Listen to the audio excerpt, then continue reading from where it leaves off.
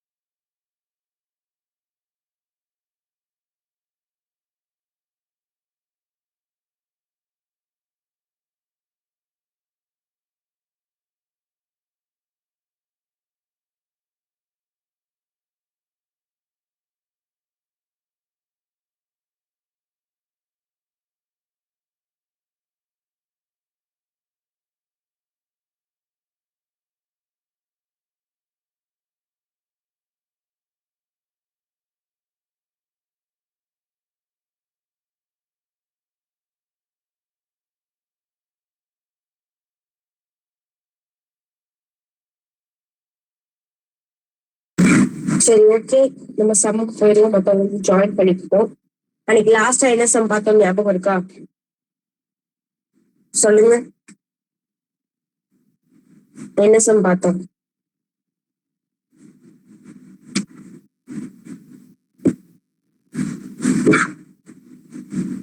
அதெல்லாம் எனக்கு ஞாபகம் கிடையாதுக்கா. இல்லக்கா, எடுத்துக்காட்டு 3.36 பார்த்தோம்க்கா. ஓகே. நான் காமிச்சதுக்கு அப்புறம் ஞாபகம் வருதா இல்ல ஞாபகம் வந்துச்சா? ஞாபகம் இருந்துச்சுக்கா. ஞாபகம் வந்துச்சா? சரி, ஓகேடா. நாளைக்கு எக்ஸாம் இருக்கா எல்லாருக்கும்? இல்லக்கா, முடிஞ்சுக்கா. முடிஞ்சிச்சா? எல்லாரும் அப்ப ரெஸ்ட் எடுக்க போயிட்டாங்களா? தெரியலையேக்கா. எங்களுக்கு திங்கட்கிழமை எக்ஸாம் இருக்குப்பா. அதான் லாஸ்டா? ஓகே. மேக்ஸ் பேப்பர்லாம் கொடுத்துட்டாங்களா?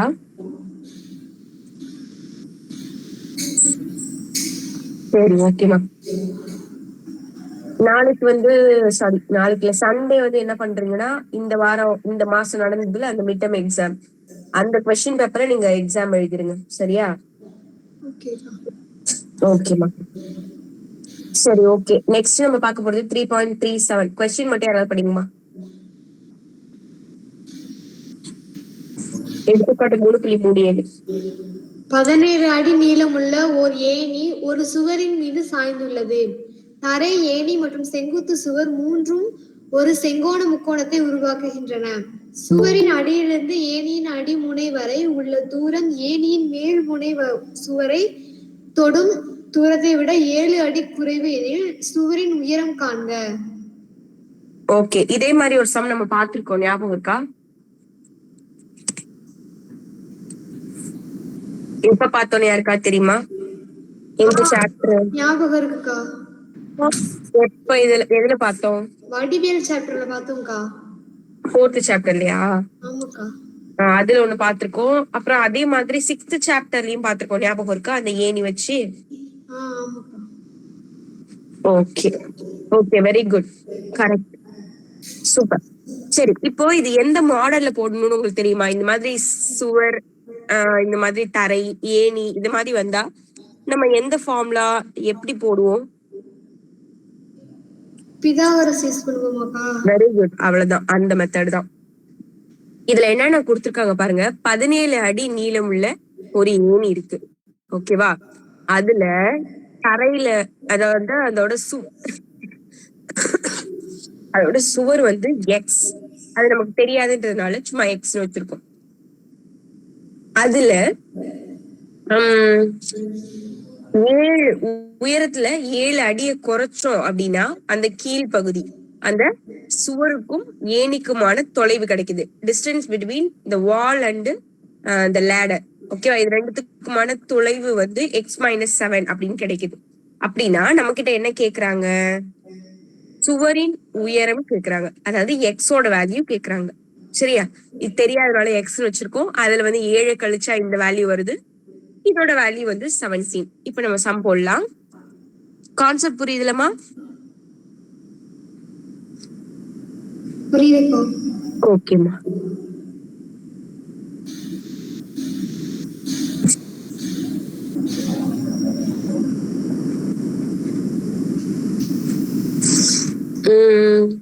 இது வந்து 17,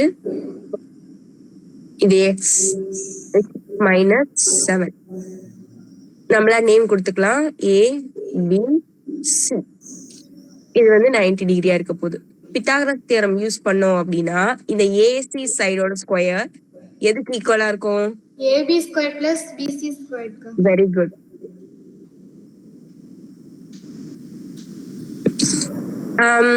இதுல ஏசி அப்படின்றது வந்து 17 17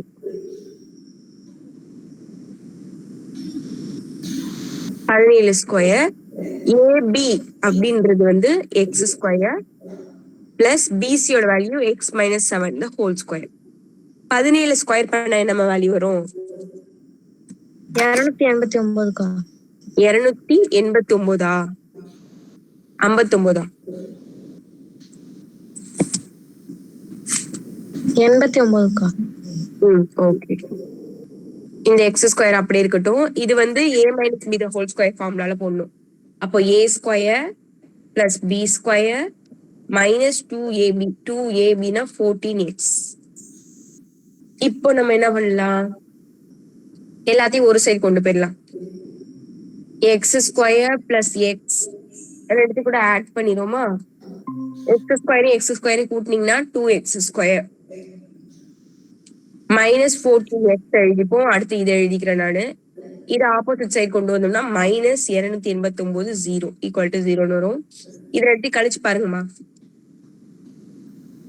289 14 49 போயிருச்சுன்னா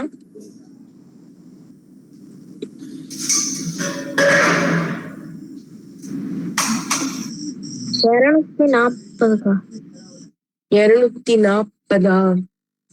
கரெக்ட் கரெக்ட். ஓகே. இப்போ எல்லாமே 2 ஆல மல்டிப்ளை இருக்கு. நான் டிவைட் பை 2 பண்ணிக்க போறேன். எல்லாத்தையுமே 2 ஆல வகுக்க போறேன். அப்போ எக்ஸ் ஸ்கொயர் -7x -120. சரண்யாவுக்கு ஸ்கிரீன் தெரியுதா?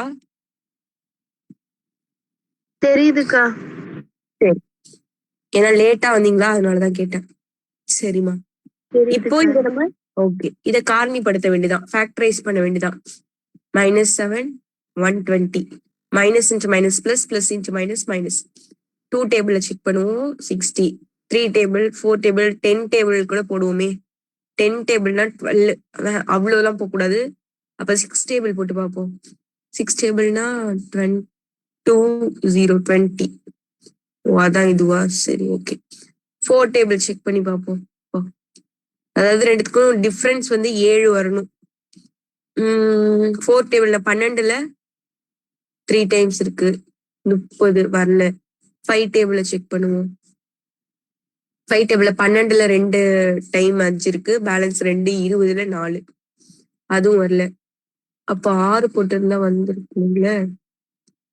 6லயும் வரல. 20 7 வராது. 8 வருமா? 8 செக் பண்ணி பார்ப்போம். 12ல எத்தனை 8 இருக்கு? ஒரு 8. 8 பேலன்ஸ் 4. 40ல எத்தனை 8 இருக்கு? 8 40. கரெக்ட். இது ரெண்டுத்தையும் சால்வ் பண்ணோம்னா கழிச்சோம்னா -7 கரெக்டா வருது. இது 120. அப்போ இந்த சம்மோட ஆன்சர் நம்ம எப்படி எழுதணும் இங்க எழுதி காட்டுறேன் பாருங்க. x + 8 x - 15 ஈக்குவல் டு 0ன்னு வச்சுக்கிட்டோம்னு வச்சுக்கோங்க. எக்ஸோட வேல்யூ தான் நமக்கு வேணும். இது ஆப்போசிட் சைட் போச்சுன்னா -8ன்னு வரும். இது மைனஸ்ல தான் இருக்கு, அப்ப +15 வரும். அப்ப இந்த சம்மோட ஆன்சர் பிளஸ்ல தான் எடுத்துக்க போறோம். எக்ஸோட ஆன்சர் 15. அவ்வளவுதான். இந்த சம்மோட ஆன்சர் 15. பிளஸ் மட்டும் தானே எடுத்துப்போம். ஏன்னா இப்ப ஏணியோட நீளம் கேக்குறாங்க, அது மைனஸ்ல வரதுக்கு வாய்ப்பு இல்லை. அப்ப இந்த சம்மோட ஆன்சர் 15. அவ்வளவுதாம்மா.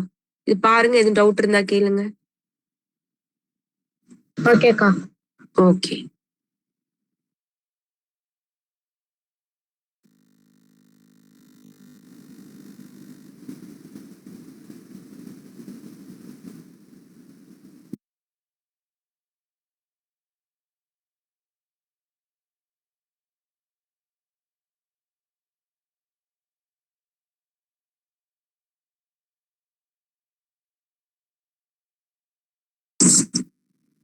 நெக்ஸ்ட் போமா? ஓகே சரி, நெக்ஸ்ட் சம் படிங்க. ஒரு இடத்தில் x² அன்னங்கள் கூட்டமாக இருந்தன. மேகங்கள் கூடியதால் 10x அன்னங்கள் ஏரிக்கு சென்றன. 1/8 தோட்டத்திற்கு பறந்தன. மீதமுள்ள 3 ஜோடிகள் நீரில் விளையாடின எனில் மொத்த அன்னங்களின் எண்ணிக்கையை காண்க. ஓகே, நான் சொன்னேன்ல கூட்டமா சேர்ந்து எங்கேயாவது போவோம் தேனீக்கள். அதுல பாதி இங்க போயிரும், பாதி வீட்டுக்கு போயிரும், பாதி குளிக்கிறதுக்கு போயிரும். பேலன்ஸ் எவ்வளவு இருந்தது கண்டுபிடிங்க அப்படி கேட்பாங்கன்னு ஒரு சம் சொன்னல, அது இந்த மாதிரி சம் தான். இதுல என்ன பத்தி பேசுறாங்க? அன்னப்பறவை. அன்னப்பறவை ஒண்ணு இருக்கா உண்மையா? பாத்திருக்கீங்களா யாரும்? ஸ்வான் பார்த்தது இல்லையா? தமிழ்ல அது கற்பனையா வர ஒரு பறவை அப்படின்னு சொல்லுவாங்க. அன்னப்பறவையோட ஸ்பெஷாலிட்டி தெரியுமா? அன்னப்பறவை கிட்ட உங்களால ஏமாத்தவே முடியாது. அதுக்கிட்ட நீங்க பாலையும் தண்ணியும் மிக்ஸ் பண்ணி கொடுத்தீங்கன்னா அது தண்ணியை பிரிச்சு வச்சுட்டு பாலை மட்டும் குடிச்சிருமா. அந்த மாதிரி ஒரு ஸ்பெஷாலிட்டி இருக்கு அதுக்கு. அதனாலதான் எல்லாரும் உண்மையா போய் யோசிக்கிறாங்க, கற்பனைன்னு சொல்றாங்க நிறைய பேர். சரி ஓகே. அந்த அன்னப்பறவை என்ன பண்ணுதான், மழை வந்தோடனே பாதி என்ன பண்ணிடுது, அதாவது எவ்வளவுன்னு கொடுக்கல, எத்தனை அன்னப்பறவை இருக்குன்னு நம்மகிட்ட சொல்ல.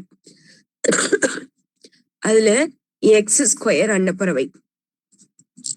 அந்த அன்னப்பறவைங்க என்ன பண்ணுது, இவ்வளவு அன்னப்பறவை இருந்தது, அதுல மேகம் வந்ததுனால மழை பெய்ய போறதுனால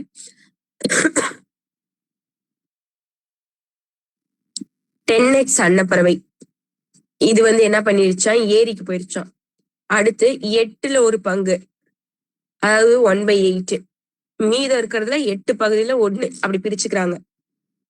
அந்த இது மொத்தத்துல 8/1, மொத்தத்துல 8/1 என்ன பண்ணுது, தோட்டத்துக்கு ஓடி போயிடுது, பறந்து போயிடுது. அப்படின்னா மீதம் எவ்வளவு இருக்கா, மீதம் மொத்தமா 3 ஜோடி தான் இருக்கு. 3 ஜோடி நீர்ல விளையாண்டுட்டு இருக்கு. அப்படின்னா மொத்தமா எத்தனை அன்னப்பறவை இருந்துச்சு அப்படின்னு நமக்கு கேக்குறாங்க. இந்த கதை புரியுதா? அன்னப்பறவை இங்க இருக்கு கூட்டமா, மழை வந்தோடனே என்ன பண்ணுது, பாதி நான் ஏரிக்கு போறேன்னு போயிருது, பாதி நான் தோட்டத்துக்கு போறேன்னு போகுது, பாதி நான் இங்கே தண்ணியில விளையாண்டுக்கிறேன்னு அங்கே நின்னுக்குது. அப்படின்னா மொத்தமா எத்தனை அன்னப்பறவை இருந்துச்சு அப்படின்னு நம்மகிட்ட கொஸ்டின் கேக்குறாங்க. கொஸ்டின் புரியுதாமா? புரியுதுக்கா. சரிம்மா, இப்ப பாருங்க. ஓகேம்மா, இப்போ மொத்தமா எத்தனை அன்னப்பறவைங்க இருந்துச்சு? x² அன்னப்பறவையா? x² அன்னப்பறவை. அதுல 10x அன்னப்பறவை தனியா பிரிஞ்சு ஏரிக்கு போயிருச்சு. அப்புறம் மொத்தத்துலனா x², அதுல 8/1 இது என்ன பண்ணிருச்சு, எங்க போச்சு, தோட்டத்துக்கு போச்சா? ஆமாங்கக்கா. ஓகே, தோட்டத்துக்கு போயிருச்சு. மீதம் எத்தனை அன்னப்பறவைங்க தண்ணியில விளையாண்டுட்டு இருந்துச்சு? 3. 3 கிடையாது, 3 ஜோடி. வேர்ட்ஸ பாக்கணும் சரியா? 3 ஜோடினா என்ன அர்த்தம்? ஜோடினா 2 2. அப்போ 3 × 2, 2 2. அப்போ 3 ஜோடினா நீங்க 6ன்னு எடுத்துக்கணும். இப்போ x² - 10x, இதை சால்வ் பண்ணி எக்ஸோட வேல்யூ கண்டுபிடிக்கணும். அவ்வளவுதான், 6. இப்போ வந்து 1/8 இருக்கா, அப்போ 4/8 வச்சுப்போமா. 8 இல்லாத இடத்துல எல்லாம் மேல 8 மல்டி பண்ணுவோம். 8x² மைனஸ் இது கூட 8 மல்டி பண்ணா 80x. இது ஏற்கனவே கீழே 8 இருக்கு, அப்போ x² = 6. இது இப்போ ஆப்போசிட் சைடு கொண்டு போயிருவோம். 8x² minus 80x minus x². 6 × 8 எவ்வளோமா? 6 8 48. 48. இப்போ இந்த 8x² ஒரு x² பெருசுனா 7x². Minus 80x. இந்த 48 நான் இந்த பக்கம் கொண்டு வந்துடுறேன், அப்போ மைனஸ் 48ன்னு வந்துடும், = 0. இத உங்களுக்கு பிடிச்ச மெத்தட்ல போடலாம். புக்ல வந்து உங்களுக்கு ஃபார்முலா மெத்தட்ல போட்டு காமிச்சிருக்காங்க. உங்களுக்கு எது ஈஸின்னு நினைக்கிறீங்களோ நீங்க போடலாம். காரணிப்படுத்திகளை நம்ம வேணா செக் பண்ணி பார்க்கலாமா? செக் பண்ணி பார்ப்போம். ஆன்சர் வரலன்னா நம்மளும் வந்து ஃபார்முலா மெத்தட்ல போடலாம். மைனஸ் 80 7 48 பெருக்கினா எவ்வளவுமா வரும்? பெருக்கி பாருங்க.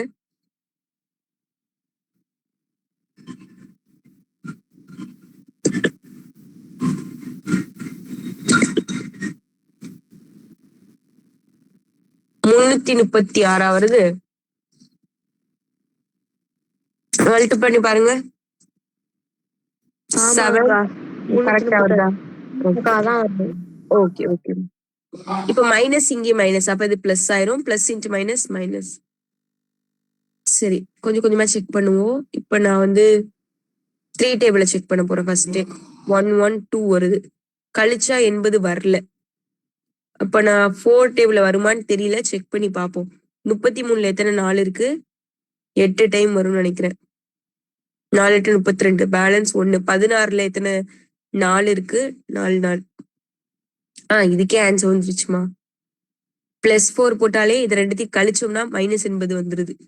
அப்போ ஃப்ரண்ட்ல 7 இருக்கிறதுனால 7ஆல இங்கேயும் வகுத்துடலாம். இத வகுத்தோம்னா 8ல ஒரு 7 இருக்கு, பேலன்ஸ் 14ல 2 7 இருக்கு. அப்ப இதை எழுதும் போது x + 4/7 x - 12 எழுதணும், = 0. இது வந்து ஆப்போசிட் சைட் போச்சுன்னா மைனஸ்ல தான் போகும். அப்ப அது நமக்கு நாட் பாசிபிள். அதாவது இப்படி வரும், இது நமக்கு தேவையில்லாது. அப்ப எக்ஸோட வேல்யூ இது வந்து ஆப்போசிட் சைட் போச்சுன்னா +12 வரும். அப்ப x = 12. அப்ப மொத்தமா அதுல எத்தனை அன்னப்பறவைங்க இருந்துச்சு? நம்ம கிட்ட என்ன கேக்குறாங்க, இருங்க ஒரு நிமிஷம். மொத்த அன்னப்பறவைகளின் எண்ணிக்கை கேக்குறாங்க. மொத்த அன்னப்பறவைகளின் எண்ணிக்கை நம்ம இன்னும் கண்டுபிடிக்கல, x தான் கண்டுபிடிச்சிருக்கோம். ஏன்னா மொத்த அன்னப்பறவைகள் எண்ணிக்கைன்னு எழுதிக்கோங்க. எவ்வளவுனா x². அப்படின்னா 12² தான் ஆன்சர். 12 ஸ்கொயர் பண்ணா 144. அப்ப இந்த சம்மோட ஆன்சர் 144. அப்ப மொத்தமா அதுல 144 அன்னப்பறவைங்க இருந்துச்சு. இத சம் பாருங்க, டவுட் இருந்தா கேளுங்க.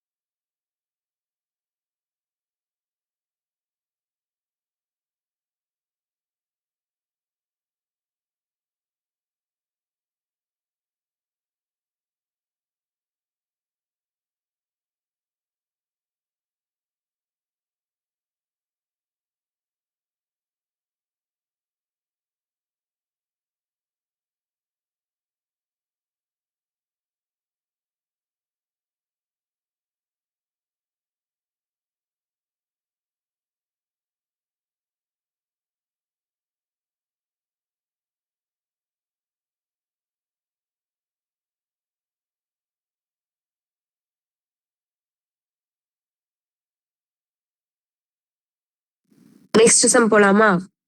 இல்ல யாருக்கும் டவுட் இருக்கா? இல்லக்கா. Okay okay. நெக்ஸ்ட் சம் கொஞ்சம் கேர்ஃபுல்லா கவனிச்சாதான் போட முடியும். ஏன்னா அதுல வந்து இந்த ஸ்பீடு, டிஸ்டன்ஸ் அந்த மாதிரி இருக்கும். அதனால கொஞ்சம் கேர்ஃபுல்லா கவனிச்சுக்கோங்க. ஈஸி தான். இந்த சம் படிங்கம்மா.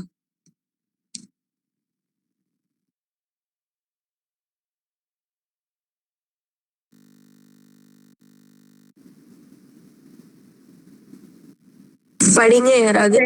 இது படிக்கிறேங்க. ஆ. சென்னையிலிருந்து விருத்தாச்சலத்திற்கு 240 கிலோமீட்டர் தூரத்தை கடக்க பயணிகள் தொடர்வண்டிக்கு ஒரு விரைவு தொடர்வண்டியை 1 மணி நேரம் கூடுதலாக தேவைப்படுகிறது. விரைவு தொடர்வண்டியின் வேகம் பயணிகள் தொடர்வண்டியின் வேகத்தை விட 20 கிலோமீட்டர் மணி அதிகம் எனில் இரு தொடர்வண்டிகளின் சராசரி வேகங்களை கணக்கிடுக. ஓகேமா. என்ன சொல்லிருக்காங்க, சென்னை டு விருதாச்சலத்துக்கு வந்து என்ன பண்றாங்க, ஒரு ட்ரெயின் ஒண்ணு போகுது. சென்னை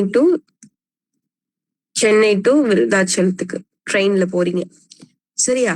அதோட டிஸ்டன்ஸ் தூரம் வந்து 240 கிலோமீட்டர். அதை கடக்கிறதுக்கு பயணிகள் தொடர்வண்டிக்கு ஒரு விரைவு தொடர்வண்டியை விட 1 மணி நேரம் கூடுதலாக போகுது. இப்ப எக்ஸ்பிரஸ் ட்ரெயின், அதுல இருந்து பேசஞ்சர் ஒண்ணு இருக்கும். எக்ஸ்பிரஸ் வந்து ஃபாஸ்டா போகும். பஸ்ல எக்ஸ்பிரஸ் ஃபாஸ்டா தானே போகும், அதே மாதிரிதான் ட்ரெயின்ல. அதே மாதிரி பேசஞ்சர் வந்து அதுவும் போகும், ஆனா கொஞ்சம் பொறுமையா போகும். இதை விட கம்பேர் பண்ணும்போது இந்த சென்னை டு விருதாச்சலத்தை ரீச் பண்றதுக்கு பேசஞ்சர் ட்ரெயின் ஸ்லோவா போறதுனால 1 மணி நேரம் எக்ஸ்ட்ராவா அதுக்கு தேவைப்படுது, சரியா? இதை விட கம்பேர் பண்ணும்போது விரைவு தொடர்வண்டியின் வேகம் பயணிகள் தொடர்வண்டியின் வேகத்தை விட 20 கிலோமீட்டர் அதிகம். எது இதுல ஸ்பீடா போகும், எக்ஸ்பிரஸா பேசஞ்சரா?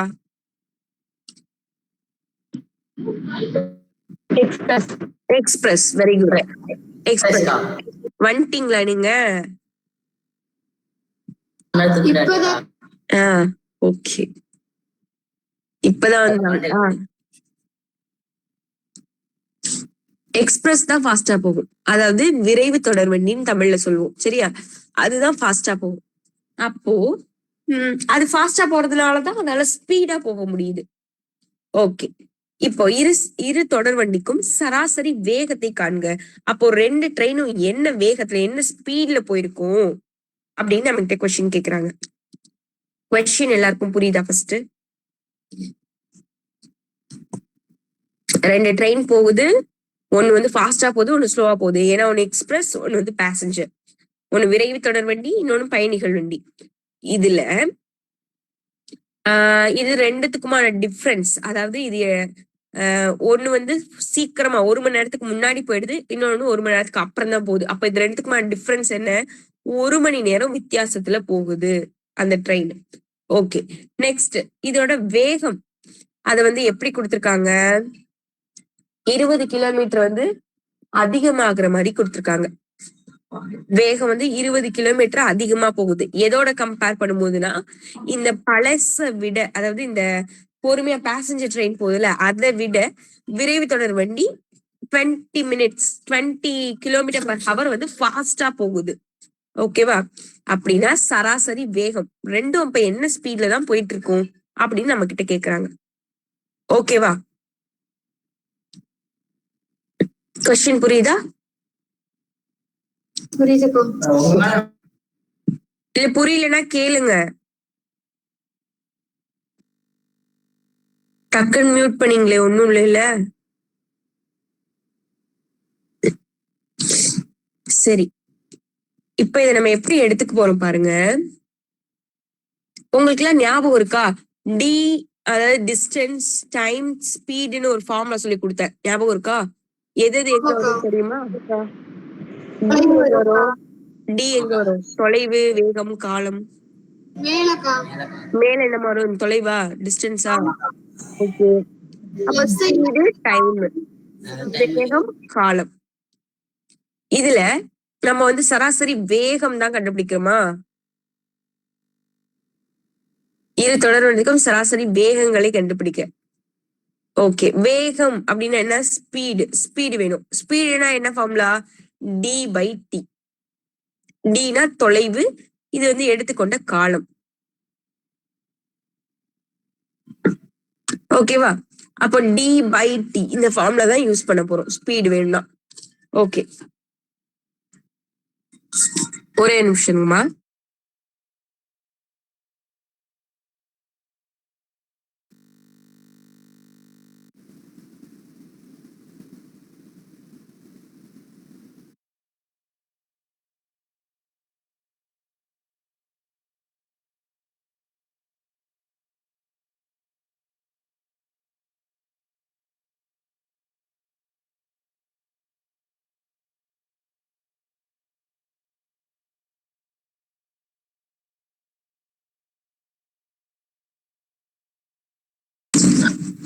ஓகே,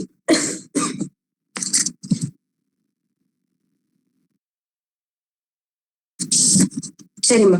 இப்ப பாருங்க, நம்ம இதை எப்படி போட போறோம் பாருங்க. ஃபர்ஸ்ட் ஃபார்முலால அப்ளை பண்ணிக்க போறோம். நமக்கு என்னென்ன தெரியுமோ அதை ஃபர்ஸ்ட் அப்ளை பண்ணிக்கலாம். இப்போ 2 ட்ரெயின் போயிட்டு இருக்கு, ஒரு பேசஞ்சரும் ஒன்று எக்ஸ்பிரஸா. ஃபர்ஸ்ட் நம்ம என்ன பண்ண போறோம், ஃபர்ஸ்ட் வந்து நார்மலா அந்த விரைவு தொடர் வண்டி. இப்போ நமக்கு வந்து என்ன தெரியும் அப்படின்னா, ஆக்சுவலா நமக்கு என்ன தெரியும்னா 2 ட்ரெயினோட டைமோட டிஃபரன்ஸ் நமக்கு தெரியும், நேரங்களோட வித்தியாசம் நமக்கு தெரியும். கரெக்ட் தானே? நேரங்களோட வித்தியாசம் எவ்வளவு வந்துச்சு? 2 ட்ரெயினுக்குமான நேர வித்தியாசம் எவ்வளவு? 1 மணி நேரம். வெரி குட், 1 மணி நேரம். 1 மணி நேரம் நமக்கு தெரிஞ்சிச்சு. அப்போ அந்த மணி நேரத்தை, அந்த டயத்தை நம்ம மைனஸ் பண்ணோம் அப்படின்னா நமக்கு 1 மணி நேரம் அப்படின்னு சப்ஸ்டிட்யூட் பண்ணிக்கலாம். தெரியாது, நம்ம எக்ஸ்ன்னு வச்சுப்போம். சரி, அப்ப டைம் ஃபார்முலா சொல்லுங்க. டைம் ஃபார்முலா என்ன? Yes, very good. அதுல நமக்கு எஸ் தான் தெரியாது, அது போற ஸ்பீடு தான் தெரியாது. சரியா? டி, அதோட டிஸ்டன்ஸ், 2 ட்ரெயினும் போற அந்த விருதாச்சலத்துக்கு, சென்னை டு விருதாச்சலம் எவ்வளவு கிலோமீட்டரு? 240. வெரி குட், 240 தான் ரெண்டுத்துக்குமே. ஓகே, அதுல நார்மல் ட்ரெயினோட ஸ்பீடு வந்து எக்ஸ். ஓகேவா? நார்மல் ட்ரெயின் வந்து எக்ஸ்ல தான் போயிட்டு இருக்கு. ஆனா இந்த எக்ஸ்பிரஸ் ட்ரெயின் இருக்குல்ல, அது எவ்வளவு ஸ்பீட்ல போகுது? இதை விட 20 ஜாஸ்தியா, அப்படின்னா எக்ஸ் பிளஸ் 20ல போகுது. நமக்கு தெரியாதுன்றதால எக்ஸ் வச்சிருக்கோம். எக்ஸ் பிளஸ் 20 ஜாஸ்தியா போகுது. கரெக்டா? நான் எழுதியிருக்கிறது புரியுதா உங்களுக்கு? இருங்க, அழகா எழுதி காமிக்கிறேன். வட்டம் போட்டு வச்சுட்டேன், அதனால உங்களுக்கு தெரியாது. இப்ப வட்டம் போடாம எழுதுறேன். 240 இது எக்ஸ், இது 240 எக்ஸ் பிளஸ் 20, அது எக்ஸ்ட்ராவா 20 ஸ்பீட்ல போயிட்டு இருக்கு. இதை சால்வ் பண்ணி எக்ஸ் கண்டுபிடிச்சா போதும். போடலாமா? போடலாம்க்கா. சரி, ஓகே. கிராஸ் மல்டிபிள், அவ்வளவுதான். நீங்க ஃபர்ஸ்ட் எடுத்து எழுதிக்கோங்கம்மா. ஒரு பயணிகள் தொடர் வண்டி செல்லும் எடுக்கும் நேரம் 240 கிலோமீட்டரே நெருங்க எடுக்கும் நேரம். அது மாதிரி விரைவு தொடர் வண்டி 240 கிலோமீட்டரை நெருங்க எடுக்கும் நேரம், அந்த மாதிரி எடுத்து எழுதிக்கோங்க. அதுக்கப்புறமா இதை சப்ஸ்டிட்யூட் பண்ணுங்க. சரியா? இந்த வேடிங் சம்ம பொறுத்த வரைக்கும் நீங்களும் கொஞ்சம் வேட்ஸால எழுதி எக்ஸ்பிளைன் பண்ணீங்கன்னா நல்லா இருக்கும் பாக்குறதுக்கு. சரி, இதோட இதை மல்டி பண்ணுவோம். 240 இன்டு எக்ஸ் பிளஸ் 20, இந்த 240 கூட எக்ஸ மல்டி பண்ணிக்கிறோம், divide by X into X plus 20 equal to 1. Okay, இதை உள்ள கொடுத்து மல்டி பண்ணுவோமா? அப்படின்னா 240 எக்ஸ், 240யும் 20யும் பெருக்கணும்னா 4800 minus 240 X whole divide by இந்த எக்ஸ் உள்ள கொடுத்து மல்டி பண்ணிடுவோம். அப்ப X square plus 20x equal to 1. இதுல இந்த மைனஸ் பிளஸ் இது 2 கேன்சல் ஆயிரும். இது இப்ப ஆப்போசிட் சைடு கொண்டு போயிடும். இப்போ இங்க 4800 இங்க இருக்கும், கீழே வந்து எக்ஸ் ஸ்கொயர், அது ஆப்போசிட் சைடு கொண்டு போயிருமா? அங்க 1 கூட மல்டி பண்ணிட்டோம்னா எக்ஸ் ஸ்கொயர் பிளஸ் 20x. இப்ப என்ன பண்ணலாம், இது ஆப்போசிட் சைடு கொண்டு போயிடும். அப்ப எக்ஸ் ஸ்கொயர் பிளஸ் 20x, இது ஆப்போசிட் சைடு போச்சுன்னா மைனஸ் 4800 ஈக்குவல் டு 0. இதை ஃபேக்டரைஸ் காரணிப்படுத்துக்கு மெத்தட்லயே போடுவோம். Plus 20 minus 4800, minus into plus minus, minus into minus plus. கொஞ்சம் கொஞ்சமா செக் பண்ணுமா? நான் இப்ப ஃபர்ஸ்ட் 10ல செக் பண்ண போறேன். இப்ப 480 வருது. வேற எது செக் பண்ணலாம்?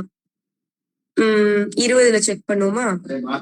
20லனா 48ல எத்தனை 20 இருக்கு? 2. பேலன்ஸ் 8. 80ல எத்தனை 20 இருக்குன்னா 4. அந்த 0 போட்டுக்க வேண்டியதான். இதுவும் வரல.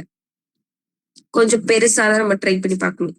இது ஆக்சுவலா 45 போட்டாதான் வரும்னு நினைக்கிறேன். இல்ல 60 80ல தான் வருது. 60 போட்டு பார்ப்போமா? 60ன்னு போடலாம். 60 போடலாம். 48ல 60 கிடையாது. 480ல எத்தனை 60 இருக்கு? 480ல 8 டைம்ஸ் வரும்னு நினைக்கிறேன். மல்டிபடி பாருங்க. 8 6 48 கரெக்டா? இப்ப 8 டைம் வரும். இந்த 0வை இங்க சேர்த்துக்க வேண்டியதான். இப்ப இத கழிச்சா +20 பெருக்குனா -4800 கரெக்டா வருது. ஃப்ரண்ட்ல எதுவுமே இல்லை. அப்ப எழுதும் போது எப்படி எழுதுவோம்? x -60 x +80. இப்ப ஈக்குவல்ட்டுக்கு அந்த சைடு கொண்டு போனோம் அப்படின்னா இது வந்து மைனஸ்ல வரும். அதாவது +60 -80ன்னு வரும். இதுல -80 நாட் பாசிபிள். அப்ப எக்ஸோட வேல்யூ 60. அப்போ நம்ம எடுத்து எழுதணும், ஃபைனலா எடுத்து எழுதணும். அப்ப அந்த பயணிகள் தொடர்வண்டி பேசஞ்சர் ட்ரெயினோட ஸ்பீடு தான் எவ்வளோ நம்ம கண்டுபிடிச்ச 60. எக்ஸ்பிரஸ் இருந்துச்சுல விரைவு தொடர்வண்டி, அதோட ஸ்பீடு x +20ன்னு எடுத்திருக்கோம். அப்போ 60 + 20 கூட்டினா 80. அப்போ அந்த எக்ஸ்பிரஸ் ட்ரெயின் வந்து 80 ஸ்பீட்ல போகுது, நார்மல் ட்ரெயின் 60 ஸ்பீட்ல போகுது. இதை நீங்க ஃபைனலா எடுத்து எழுதணும்.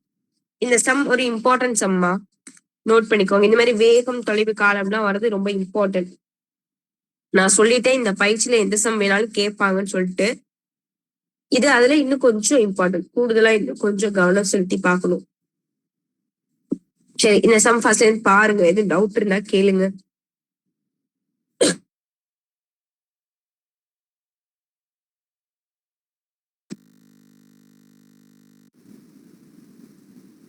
அக்கா நேத்து ஏக்கா கிளாஸ் லீவ்ட்டீங்க? அதுவா, அத நான் எப்படி சொல்றது, நேத்தி வந்து ஒரு குட்டி ஃபைட், கோமா அழுதுகிட்டு கொஞ்சம் பிரச்சனை ஆயிடுச்சு வீட்டுல. அதனால உங்களுக்காக்கா? நீங்க எழுதிங்களா? நானா நல்லாவே அழுவோமா.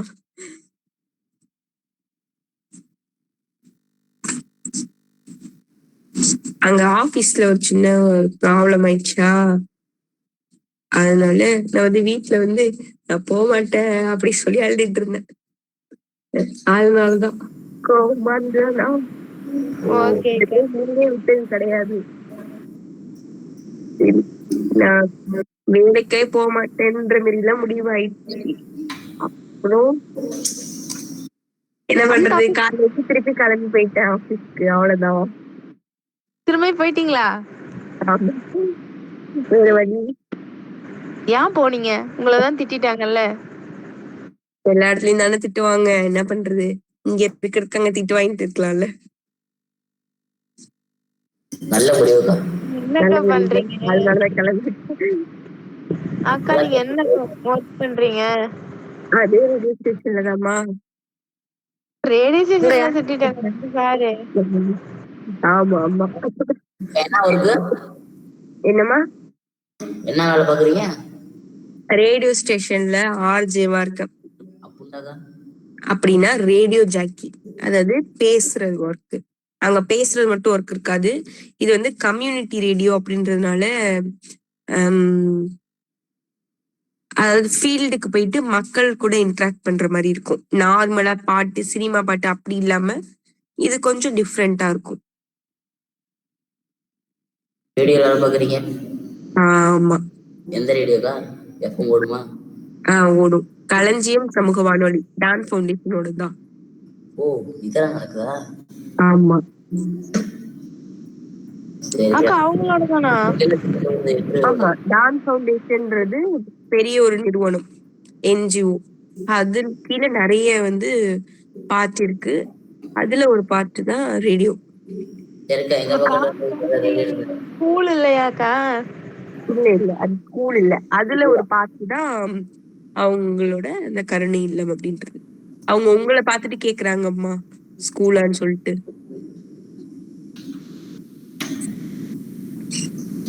சரி, நெக்ஸ்ட் போமா. இது ஓகே எல்லாருக்கும்? இந்த டவுட் எல்லாம் நல்லா கேக்குறீங்க. இந்த டவுட் கேட்டீங்களா எங்கேயாவது? எவ்வளவு டவுட் வருது? ஜெகதீஸ்வரி, இது வரைக்கும் ஒரு டவுட் கேட்டிருக்கீங்களா நீங்க? எனக்கு மேத்ஸ்ல ஏதாவது டவுட் கேட்டிருக்கீங்களா இது வரைக்கும்? கேட்டிருக்கேன் நிறைய தடவை.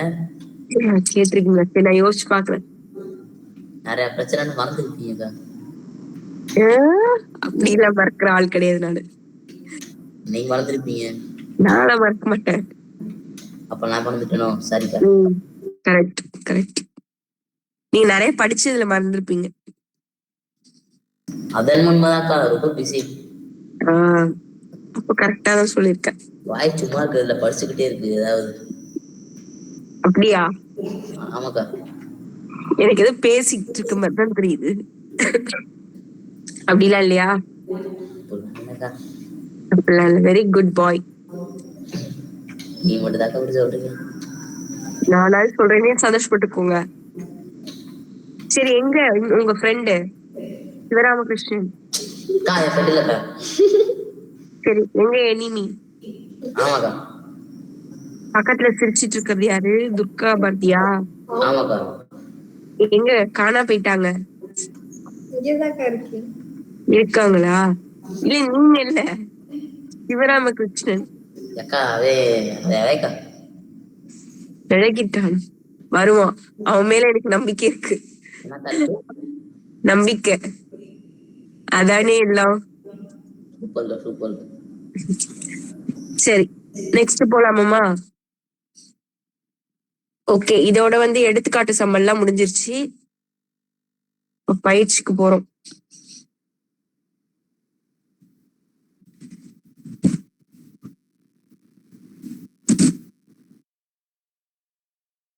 ஃபர்ஸ்ட் சம் சிம்பிளான சம்மு. சொல்லி கொடுத்தா போட்டுருவீங்களா இல்ல நானே தான் போட்டு காட்டணுமா? ஓகே. நோன்னு சொல்லுவாங்க பக்கத்துல இருந்து, கண்டுக்காதீங்க.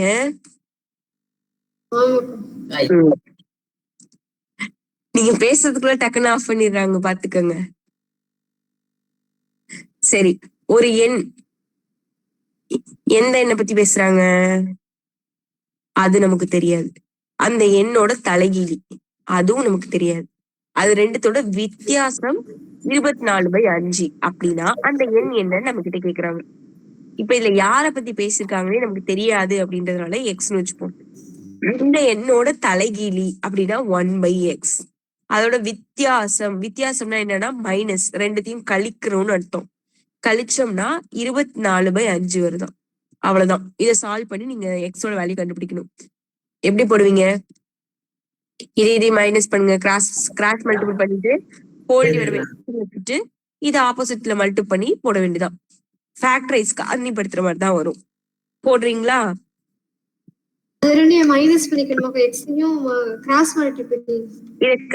இதை கிராஸ் மல்டிபிள் பண்ணிட்டு ஹோல் டிவைட் பை எக்ஸ்னு வரும். அப்புறம் இதை ஆப்போசிட் சைட்ல கொண்டு போகணும். அப்புறம் எல்லாத்தையும் ஒரு பக்கம் கொண்டு வந்துட்டு ஒரு இருபடி சமன்பாடு வந்திருக்கும். அதை எப்படி ஃபேக்டரைஸ் பண்ணி போட வேண்டியதான்.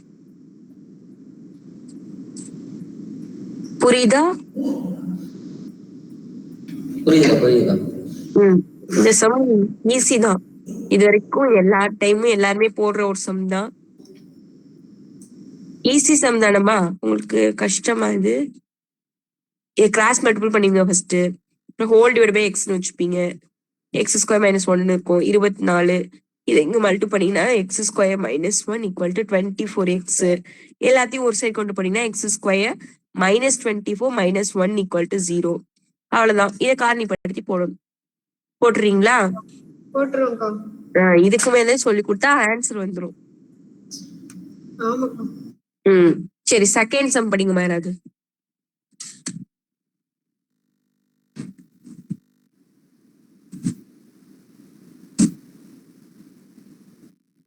பிரகதீஸ்வரன் படிங்க.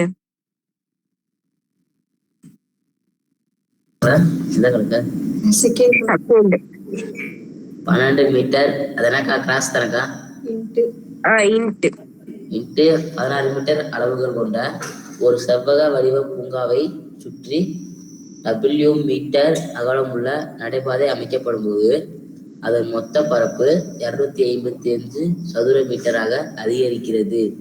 நடைபாதையின் அகலத்தை கணக்கிடுக. ஓகே, இது ஃபர்ஸ்ட் நல்லா படிச்சு புரிஞ்சுக்கிட்டாதான் இந்த சம் போட முடியும். நேத்தி உங்களை பத்தி ஒண்ணு சொன்னாங்களா துர்கா பாரதி?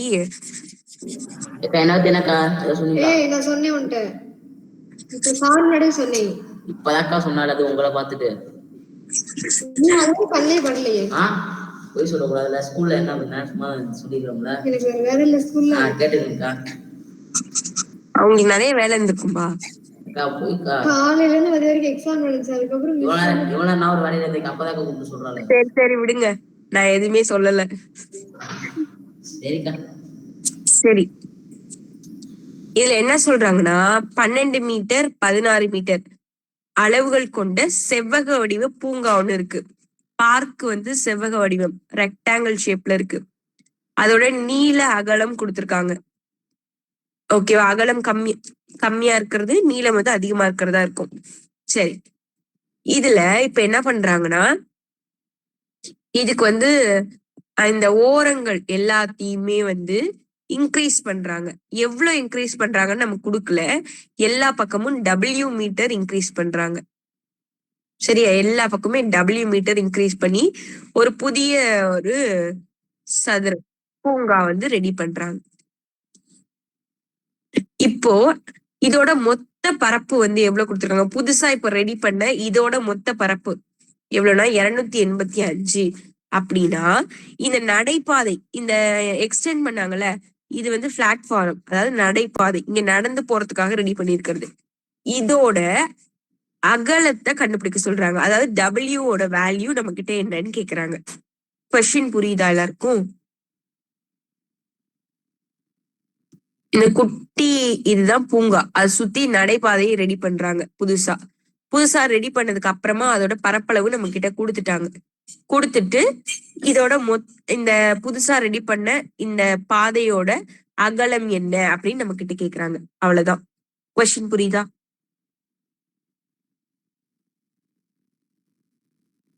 புரியுதுக்கா. சரிம்மா. இப்ப இதை நம்ம எப்படி போட போறோம்னா, ஃபர்ஸ்ட் இந்த பூங்காவோட பரப்பளவை நம்ம கண்டுபிடிக்க போறோம். கண்டுபிடிச்சு வச்சுக்க போறோம். கண்டுபிடிச்சு வச்சுட்டு இப்ப அதுக்கப்புறமா இப்ப ரெடி பண்ணிருக்காங்கல்ல பெரிய சதுரம், அதோட பரப்பளவை கண்டுபிடிக்க போறோம். கண்டுபிடிச்சு ரெண்டுத்தையும் மைனஸ் பண்ணோம்னா இதோட அகலம் நமக்கு கிடைச்சிரும். இதோட அகலம் கிடைக்குமா? பரப்பு தானே கிடைக்கும். அதோட பரப்பு தான் கிடைக்கும். இதோட பரப்பு நம்ம கிட்ட கேட்கல, அகலம் தான் கேக்குறாங்க. அப்படின்றதுனால இதோட பரப்பளவையும் தனியா கண்டுபிடிச்சு வச்சுக்கிட்டு, இதை கண்டுபிடிக்கும் போதே நீங்க அந்த டபிள்யூட வேல்யூவை ஈஸியா கண்டுபிடிச்சிருவீங்க இதோட பரப்பளவு ரெடி பண்ணும் போது. சரியா? இதோட பரப்பளவா கண்டுபிடிச்சுதான் நம்ம டபிள்யூட வேல்யூ கண்டுபிடிக்க போறோம். அது எப்படின்னு உங்களுக்கு போடும்போது புரியும்.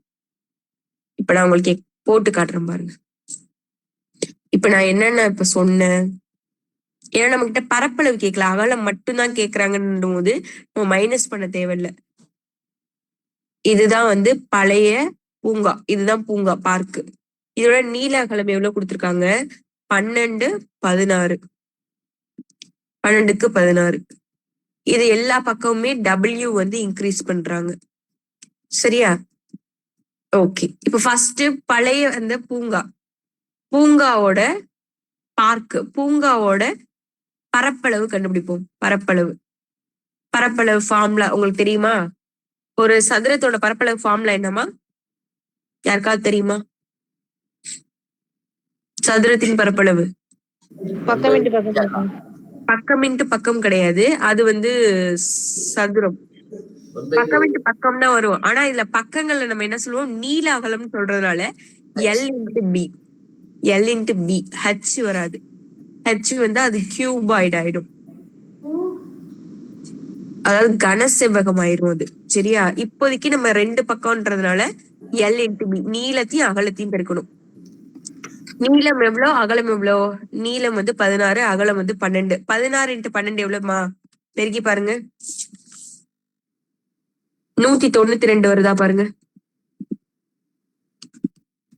192 வருதா? ஆமாக்கா. ஓகே. எல்லாமே மீட்டர்ன்றதுனால இந்த மீட்டர் ஸ்கொயர்னு எழுதணும். ஏன்னா நம்ம கண்டுபிடிக்கிறது பரப்பளவு, இப்போ மீட்டர் ஸ்கொயர். சரி, இது கண்டுபிடிச்சிட்டோம். இப்போ எக்ஸ்டெண்ட் பண்ண பக்கங்களை நம்ம எப்படி எடுத்துக்க போறோம்னா, 16ல அவங்க என்ன பண்ணிருக்காங்க, இந்த பக்கம் ஒரு W எக்ஸ்டெண்ட் பண்ணிருக்காங்க, இந்த பக்கம் ஒரு W, இது ஒரு W, இது ஒரு W, மொத்த இந்த அளவு வேணும்னா இது ஒரு W பிளஸ் இது ஒரு 16 பிளஸ் இது ஒரு Wனா W into W 2W 2W plus 16 அதுதான் வந்து எக்ஸ்டெண்ட் பண்ண அந்த பக்கத்தோட நீளம். அந்த புதிய அந்த பாதை மொத்தம் அந்த பரப்பளவை வந்து இன்க்ரீஸ் பண்ணதுக்கு அப்புறமா, அதாவது நடைமேடை அமைச்சதுக்கு அப்புறமா மொத்த பூங்காவோட நீளம், மொத்த நீளம் கூட வச்சுக்கோங்க. பூங்காவின் மொத்த நீளம். அதே மாதிரி பூங்காவோட மொத்த அகலம். மொத்த அகலம் என்ன பண்ணலாம்? இந்த சைடு இது 12, இது W, இது W. அப்ப மூணுத்தையும் கூட்டினா 12 plus W into W plus W 2W. அப்போ 12 பிளஸ் 2W. அவ்வளவுதான்.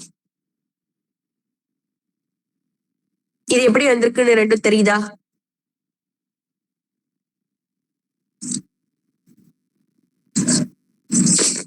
இது ரெண்டும் ஓகேவாமா? நீள அகலம் WW இன்க்ரீஸ் ஆயிருக்கிறதுனால இங்க 2W எக்ஸ்ட்ராவா வருது. அவ்வளவுதான். இப்போ இது ரெண்டத்தையும் பெருக்குனா ஒரு ஆன்சர் வந்திருக்கு. பரப்பளவு நம்ம கிட்ட கொடுத்துருக்காங்க, அதனால நம்ம பெருக்கிக்க போறோம். இது ரெண்டுத்தையும் பெருக்குனா தானே நீளமின் அகலம் தானே பரப்பளவு ஃபார்முலா. அப்ப இது ரெண்டுத்தையும் பெருக்குனா எவ்வளவு வந்திருக்குன்னு புக்ல கொடுத்துருக்காங்க பாருங்க. 285 சதுர மீட்டர் அப்படின்னா மீட்டர் ஸ்கொயர்னு அர்த்தம். 285. இப்ப இதை சால்வ் பண்ணி நம்ம W வேல்யூ கண்டுபிடிக்க போறோம். அவ்வளவுதான். இப்ப ஒன்னொன்னு நம்ம மல்டி பண்ணணும். 16 into 12 ஏற்கனவே மல்டி பண்ணும். 192. 16 into 2 32.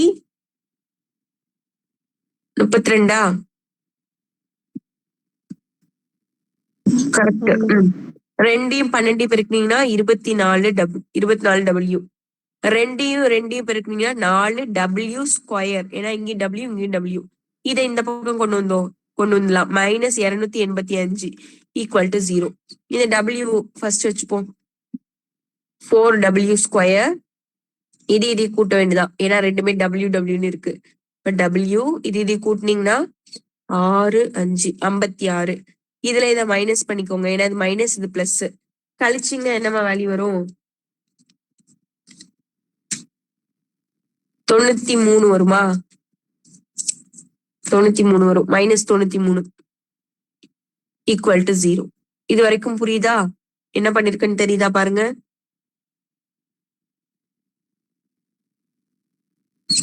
ஓகே, நான் டைரக்டாவே இதை போட்டு காட்ட போறேன் உங்களுக்கு. இதே பெருக்கிக்கிட்டீங்கன்னா உங்களுக்கு எவ்வளவு வரும்னா 372 வரும். மைனஸ்ல உள்ள வந்து 56 இருக்கு, பிளஸ் 56. இது மைனஸ் இது பிளஸ். அப்ப minus plus minus minus plus. இங்க வந்து நீங்க 6, இங்க வந்து 62. இத பெருக்குனீங்கன்னா உங்களுக்கு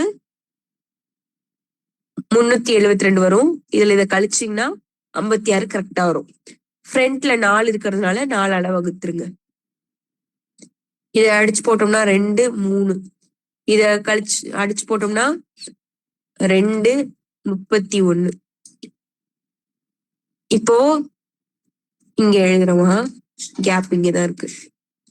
இப்போ என்னென்ன வந்திருக்கு? W ஓட வேல்யூ வந்து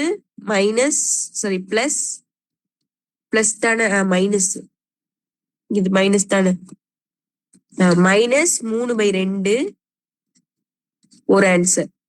இங்க என்ன ஆன்சர் வந்திருக்கு? W ஓட வேல்யூ பிளஸ் 31/2 ஈக்குவல் டு 0. நமக்கு W ஓட வேல்யூ தான் வேணும். இது ஆப்போசிட் சைட் போனா மைனஸ்ல வரும். இப்ப இது நாட் பாசிபிள். அப்ப W ஓட வேல்யூ 3/2. இதை அடிச்சு போட்டீங்கன்னா 1.5 அப்படின்றது தான் இதோட ஆன்சர். எல்லாமே மீட்டர்ல கொடுத்துருக்கனால இதையும் மீட்டர்ல எடுத்துக்கோங்க. அப்போ பாதையை எவ்வளவு தூரம் அகலப்படுத்திருக்காங்கன்னா 1.5 மீட்டர் எல்லா பக்கமும் இன்க்ரீஸ் பண்ணிருக்காங்கன்னு அர்த்தம். இந்த சம ஃபர்ஸ்ட் லைன் பாருங்க, எதுவும் டவுட் இருந்தா கேளுங்க.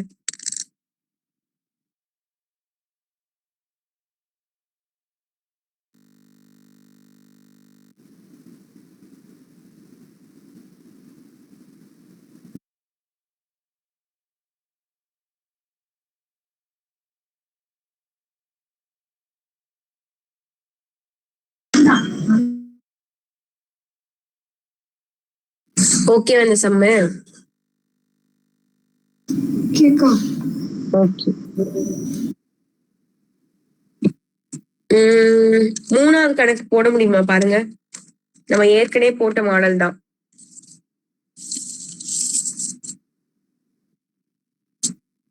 எப்படி போடணும்னு சொன்னா போடுவீங்களா? Third sem. ஓகே, அது என்ன கொடுத்துருக்காங்கன்னா,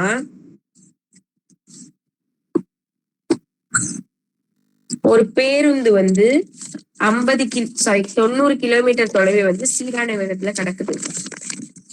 அது என்ன ஸ்பீட்ல போயிட்டு இருக்குன்னா 90 அப்படின்னு அவங்களே கொடுத்துட்டாங்க. அதோட வேகம் வந்து மணிக்கு 15 கிலோமீட்டர் அதிகரிக்கப்பட்டால்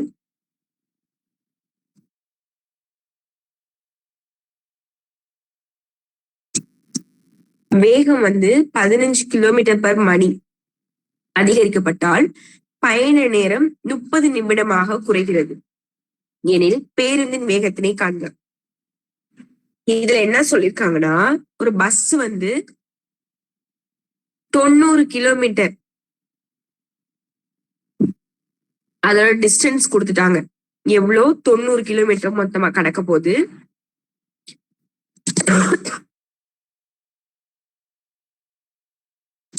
அதுல நார்மலா அது போயிட்டு இருக்குன்னு வச்சுக்கோங்க. நார்மலா போயிட்டு இருக்குன்னா அது ஒரு ஸ்பீட்ல போயிட்டு இருக்கும். சடனா என்ன பண்றாங்க, 50 கிலோமீட்டர் பர் ஹவரை வந்து இன்க்ரீஸ் பண்றாங்க. நார்மலா போறதுக்கும் இப்ப இன்க்ரீஸ் பண்ணி போறதுக்குமான டிஃபரன்ஸ் பயண நேரம் எவ்வளவு ஆகுதுன்னா 30 நிமிடம். ஓகேவா? அப்ப வந்து ஃபாஸ்டா போகும்போது கொஞ்சம் சீக்கிரமா போயிடுது, ஸ்லோவா போகும்போது அரை மணி நேரம் லேட்டா போகுது. அப்படின்னா பேருந்தோட வேகம் என்ன அப்படின்னு நம்ம கிட்ட கொஸ்டின் கேக்குறாங்க. இதை நம்ம எப்படி எடுத்துக்கணும்னா, நான் கொஞ்சம் சொல்றேன், பாதி தூரம் உங்களுக்கு சால்வ் பண்ணி தரேன், அதுக்கப்புறமா நீங்க சம் போடுங்க. இதை நீங்க எப்படி எடுத்துக்கணும்னா, ஃபர்ஸ்ட் அது போயிட்டு இருந்த டயத்தை வந்து நம்ம எப்படி எடுக்கணும்? டி ஃபார்ம்ல என்னமா? டீயோட ஃபார்முலா சொல்லுங்க பாப்போம். T2 minus T1. அது இல்ல. சொல்லுங்க. டி ஃபார்முலா என்ன? T by S. கரெக்டா? இப்ப டி இப்ப நார்மலா போயிட்டு இருக்குன்னு வச்சுக்கோங்க. அதோட டிஸ்டன்ஸ் நமக்கு 90 தெரியும். எஸ் வந்து எக்ஸ்னு வச்சுக்கோங்க. இது ஒண்ணு. இப்ப T2 செகண்டா இன்க்ரீஸ் பண்ணதுக்கு அப்புறமா அதோட ஃபார்முலா எப்படி மாறும்? நார்மலா அதே 90 தான். இது வந்து என்ன பண்றாங்க 15 இன்க்ரீஸ் பண்றாங்க. அப்ப இந்த T2 கண்டுபிடிச்சாச்சு. இது ரெண்டுத்தோட வித்தியாசம் எவ்வளவு கொடுத்திருக்காங்க? அரை மணி நேரம். அரை மணி நேரம்னா என்ன? நிமிடத்துல கொடுத்திருக்காங்க. கேன்சல் பண்ணினா 1/2. ஹாஃப் அன் ஹவர்னா 1/2 தானே சொல்லுவோம். ஆஃப். இதை சால்வ் பண்ணி எக்ஸோட வேல்யூ கண்டுபிடிக்க வேண்டியதான். கிராஸ் மல்டிபிள் பண்ணிட்டு எல்லாத்தையும் ஆப்போசிட் சைடு கொண்டு போய் கண்டுபிடிக்கணும். போடுவீங்களா? இல்ல போட்டு காமிச்சிருட்டா? போட்டுறீங்களா?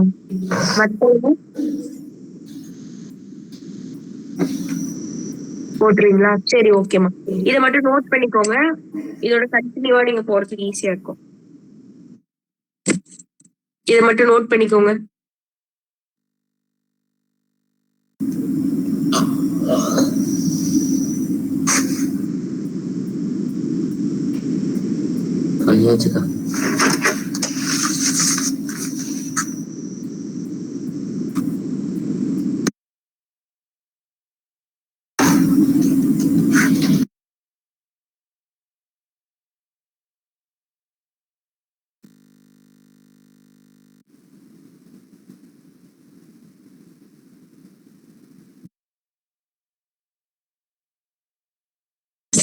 சரிம்மா, இந்த சம்மும் ஃபர்ஸ்ட் சம் மட்டும் ஹோம்ஒர்க் போடுறீங்களா? பேலன்ஸ் சம்ஸ் நம்ம நாளைக்கு பார்ப்போம். Okay, thank you, bye, good night. Bye bye. Bye bye.